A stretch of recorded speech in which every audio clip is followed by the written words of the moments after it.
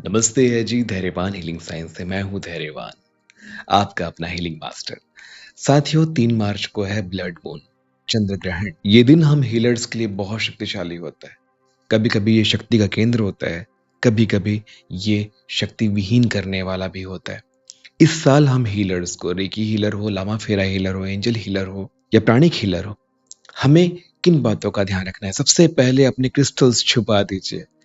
चंद्र ग्रहण के काल में, चंद्र ग्रहण के समय काल में क्रिस्टल्स बिल्कुल भी बाहर नहीं होने चाहिए। किसी भी कपड़े में लपेट के रख दीजिए, किसी लकड़ी की पेटी में रख दीजिए। इस पेटी में मेरे सारे क्रिस्टल्स छुपे होते हैं, यही मैं रखता हूँ। तो वैसे ही हम हीलर्स के पास कुछ ना कुछ ऐसी व्यवस्था होती है। ठीक, किसी प्लास्टिक के डब्बे में हम कपड़ा लपेट करके अपने क्रिस्टल्स को छुपा के रख दें। हालांकि चंद्र ग्रहण शाम को 6:30 से 7 बजे के बीच में ही है, तो चिंता पूरे दिन करने की आवश्यकता नहीं है, लेकिन उसका प्रभाव रहता है। तो उस प्रभाव से बचने के लिए अपने क्रिस्टल्स को छुपा दीजिए, सबसे पहली बात। और क्या नहीं करना है? किसी भी क्लाइंट की, किसी भी पेशेंट की हीलिंग मत करना, ना ही सेल्फ हीलिंग करना। किसी भी तरह से कुछ भी चीज देने की कोशिश नहीं करना। इस दिन केवल ग्रहण करने की कोशिश करना है। हमें शक्तियों को स्वीकार करना है, अपने अंदर भरना है, अपनी आभा मंडल को शक्तिशाली बनाना है। तो इस सब के लिए सेल्फ हीलिंग करने की आवश्यकता नहीं पड़ती। जिन मंत्रों को आप जानते हैं, जिन सिंबल्स को जानते हैं, जिन सिंबल्स का नाम आप जानते हैं, जिनकी प्रैक्टिस आज तक आप करते आ रहे हैं, उनका नाम इंचैंट करके, अपने सातों चक्रों के बीज मंत्र को इंचैंट करके, उन्हें पुकार के, जब हम अपने बीज मंत्रों को पुकारते हैं, शक्तियां हमारे अंदर आनी शुरू हो जाती है।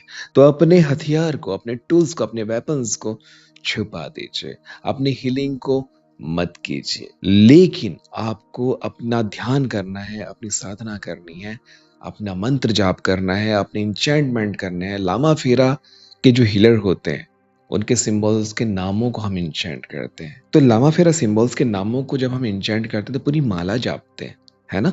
तो आपको वो करना है, लेकिन माला छुपा देना है। लामा फेरा वाले, माला छुपा देना। इंचैंट कीजिए, उंगली से कीजिए, बोल कर कीजिए, अपने ईस्ट का नाम पुकारिए, नाम जाप कीजिए, चुपचाप शांत होकर के बैठ जाइए। जो भी प्रैक्टिस करते हैं करिए, उपवास जरूर रखिए। चंद्र ग्रहण में आपको कम से कम आधे दिन तक का उपवास रखना चाहिए, और उसके बाद जो भोजन कर रहे हैं वो भी एकदम हल्का करना। जो भी हीलर अभी गर्भवती है, वैसे तो ये आम लोगों के लिए भी है, जो भी गर्भवती है या जो भी संतान उत्पत्ति के लिए अभी प्रयास कर रहे हैं, मैं मेल फीमेल दोनों के लिए बोल रहा हूँ, है ना? संतान उत्पत्ति के लिए जो प्रयास कर रहे हैं, चंद्र ग्रहण में घर से बाहर ना निकले। चंद्र ग्रहण से पहले का जो काल होता है, उससे 1 घंटे पहले, 1 घंटे बाद, मतलब कि आधे घंटे का तो ये चंद्र ग्रहण हो गया। तो करीब 2-2.5 घंटे घर के अंदर रहें। आपके घर में जो मंदिर है, जो पूजन स्थल है, वहां परमात्मा का जो स्वरूप आपने रखा हुआ है, उसे ढक दीजिएगा, यही 2-2.5 घंटे के लिए। जब भी मन बेचैन लगे, जब भी ऊर्जा की कमी लगे, जब भी ऊर्जा अधिक लगे अपने शरीर में, स्नान कर लीजिएगा। ये एकदम बोनस टिप है, खुद का आजमाया हुआ, कि चंद्र ग्रहण, सूर्य ग्रहण के टाइम में ऐसी अवस्था आती है जहां हम हीलर्स की ऊर्जा एकदम से उफान मार रही होती है या एकदम से डाउन हो जाती है। तो उस कंडीशन में हमें केवल स्नान करना है। अब इस स्नान का अर्थ एकदम आप लोग जो समझते हो ना कि विधिवत स्नान की, इतना सारा पानी तो होना ही चाहिए, इतना साबुन लगना ही चाहिए, शैम्पू लगना ही चाहिए, ये घिसना ही चाहिए, उंगली को घिसना ही है, नाखूनों को क्लीन करना ही है, मुंह को साफ करना ही है। नहीं, स्नान का मतलब केवल इतना, भाई आपने एक बार स्नान कर लिया, विधिवत स्नान कर लिया, तो आप केवल 4-5 मग के पानी डाल करके भी आ जाते हैं, या केवल नदी तालाब में स्नान डुबकी मार के भी आ जाते हैं, तो भी स्नान पूरा होता है। बड़े बुजुर्गों का, माता पिता का, जिनका भी आप आशीर्वाद लेते हैं, जिनका भी चरण स्पर्श करके आशीर्वाद लेते हैं, नहीं छूना, किसी का चरण नहीं छूना, दूर से प्रणाम कर लीजिए।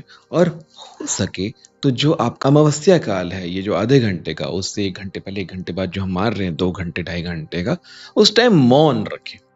मौन, कुछ नहीं खाना, कुछ नहीं पीना, केवल मौन रहना, आराम से शांत होकर बैठना। चाहो तो सो जाओ, चाहो तो ध्यान करो, चाहो तो कुछ अच्छी चीजों को ग्रहण करो, कुछ देखो, कुछ सुनो, कुछ पढ़ो।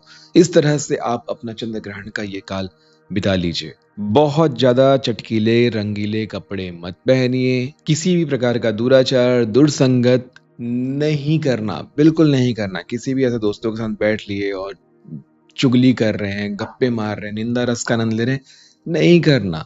बहुत शक्तिशाली समय होता है, थोड़ा सा भी चूक गए तो बहुत गलत निकल जाओगे। ये कुछ ऐसी ऊर्जा बह रही होती है इस समय काल में जहाँ तांत्रिक शक्तियां पराशक्तियां विचरण कर रही होती है, बहुत सारी साधनाएं सिद्ध हो रही होती है।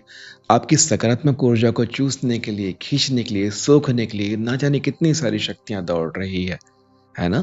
तो जो लोग अपनी साधना सिद्ध कर रहे हैं उनको ऊर्जा चाहिए। ऊर्जा कहाँ से मिलेगा? आप ही सबसे मिलेगा ना। आप ही सबका ₹1, ₹2, ₹10, ₹20 निकाल करके 1 अरब रुपए इकट्ठा कर लेंगे वो। उदाहरण है, एग्जाम्पल है। ऐसे अपने अकाउंट चेक करने मत चले जाना। मैं शक्तियों की, ऊर्जा की बात कर रहा हूं। समझ पा रहे हो? तो 2-4, 20, 10-20 पैसे रुपए निकालने से लोगों को पता भी नहीं चलता है और करोड़ों इकट्ठा हो जाते हैं कहीं। तो ये गलती नहीं करना। आम लोगों के साथ ये सारी चीज़ें हो जाती, कोई दिक्कत नहीं। 10-20 रुपए चोरी होने से कुछ नहीं होता।